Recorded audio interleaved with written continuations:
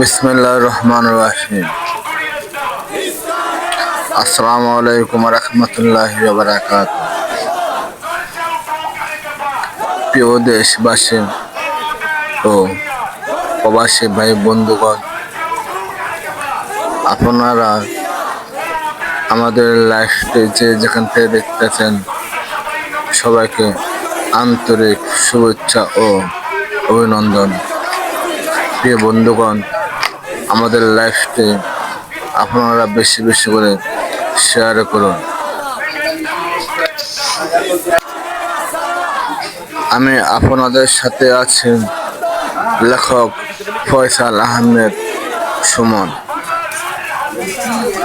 আপনারা যদি এই চ্যানেলটির সাথে নতুন হয়ে থাকেন তাহলে এখনই সাবস্ক্রাইব করুন। প্রিয় বন্ধুগণ, আজ 29শে নভেম্বর রোজ শুক্রবার চট্টগ্রামে আওয়ামী লীগ মদতপুষ্ট সন্ত্রাসী গোষ্ঠী ইসকন কর্তৃক অ্যাডভোকেট সাইফুল ইসলাম আলিফকে কুপিয়ে হত্যার প্রতিবাদে ও ইসকন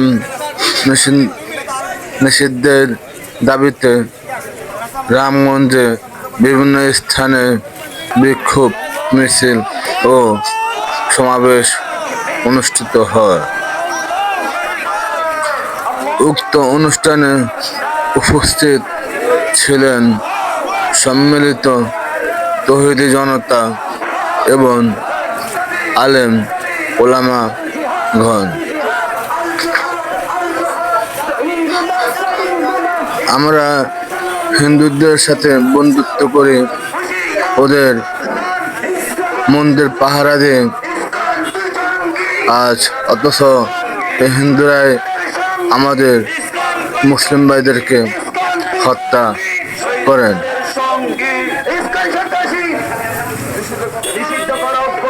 উক্ত সমাবেশ থেকে হুঁশিয়ারি দিয়ে বলেছেন, যতক্ষণ পর্যন্ত এই হত্যার সুষ্ঠু বিচার না হবে ততক্ষণ পর্যন্ত আমরা রাজপথ থেকে সরব না।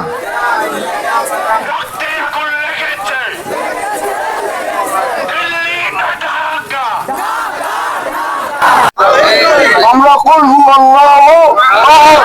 আমরা এক আল্লাহকে মানি, আমরা শিরিক করি না।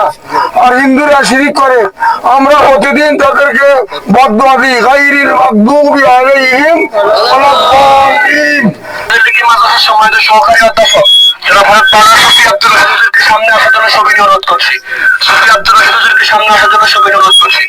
সম্মানিত উপস্থিতি, আমরা আজকের এই শান্তিপূর্ণ সমাবেশের মাধ্যমে জানিয়ে দিতে চাই যে মুসলমান ভাগের বাচ্চা, মুসলমানদের রক্তে যদি আগুন লাগে তাহলে একটা হিন্দু বাচ্চা বাংলাদেশে বসবাস করতে পারবে না। আল্লাহ তাআলার দরবারে শুকরিয়া, আল্লাহ তাআলা আমাদেরকে ঈমান ইচ্ছে দ্বারা এক হওয়ার তৌফিক দান করেছে, এজন্য শুকরিয়া আদায় করি আলহামদুলিল্লাহ। ইসলাম এমন একটা জাতি, মুসলমান এমন এক জাতি, এমন এক ধর্ম ইসলাম যেটা শান্তির ধর্ম, যেখানে অশান্তি নাই। তবে মুসলমানদের মধ্যে যদি কেউ আঙ্গুল তুলে হাত উঠায়, সে আঙ্গুল ভেঙে দেওয়া হয়। আমাদের দিদি ভাই অ্যাডভোকেট সাইফুল ইসলাম আলিফ ভাইয়ের হত্যার প্রতিশোধ না নিয়ে আমরা ঘরে ফিরতে পারি? আমরা ঘরে ফিরে যাব না। এই পর্যায়ে আমাদের সম্মুখে সংক্ষিপ্ত বক্তব্য দেওয়ার জন্য সবাই অনুরোধ করছি হরিচা ইসলামিয়া ফাজিল ডিগ্রি মাদ্রাসার সম্মানিত সহকারী অধ্যাপক জনাব মাওলানা সুফি আব্দুর রহিদ হুজুরকে।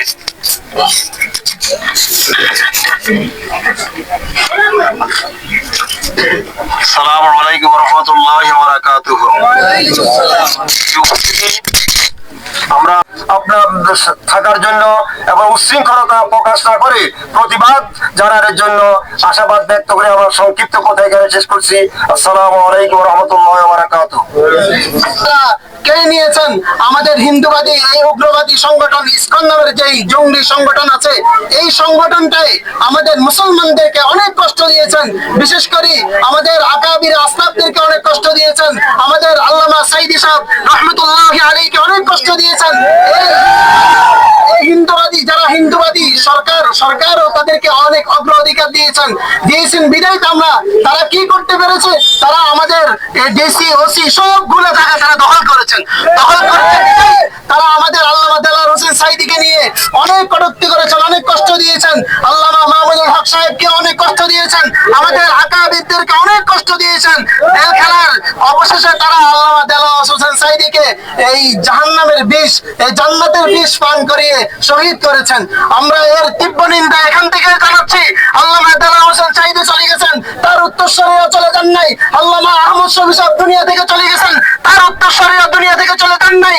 আল্লামা বাবু নগরী রহমতুল্লাহি আলাইহি দুনিয়া থেকে চলে গেছেন, তার উত্তরসূরিরা এই বাংলার জমিনে আছেন। টাকলাপ থেকে তেতুলিয়া পর্যন্ত যদি ইসকন নামের কোন বিরোধ, কোন কুলবিরাজ, কোন উগ্রবাদী আমাদের বাংলাদেশের স্বাধীনতাকে ধ্বংস করতে চায়, আমরা এই স্বাধীনতাকে ধ্বংস করতে দিব না ইনশাআল্লাহ। হলো আমাদের একজন অ্যাডভোকেট মুসলমান ভাইকে অত্যন্ত নির্মম ভাবে নির্যাতন করে শাহাদাত বরণ করা হয়েছে। সবাই বলি ইন্না লিল্লাহি ওয়া ইন্না ইলাইহি রাজিউন। কিন্তু সম্মানিত উপস্থিতি, আমরা একটি নতুন বাংলাদেশ পেয়েছি। কি বলেন? কবে পেয়েছি নতুন বাংলাদেশ? 5ই আগস্টের পরে আমরা একটি নতুন বাংলাদেশ পেয়েছি।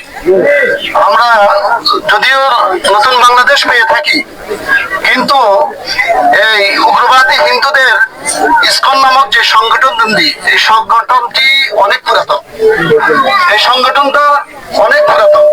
বিগত সরকার এই সংগঠনকে তারা বিভিন্নভাবে মদত দিয়েছে, যার কারণে আমরা জানতাম এই ইসকন নামক একটা উগ্রবাদী সংগঠন আছে।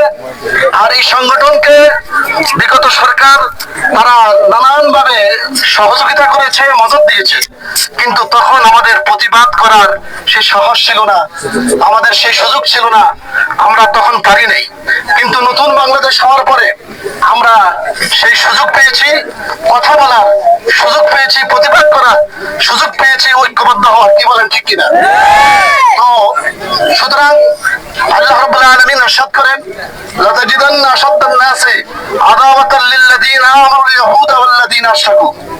হে রাসূল, আপনি অবশ্যই দেখতে পাবেন ঈমানদারদের যারা কঠিন শত্রু, শক্ত শত্রু, মারাত্মক শত্রু, তারা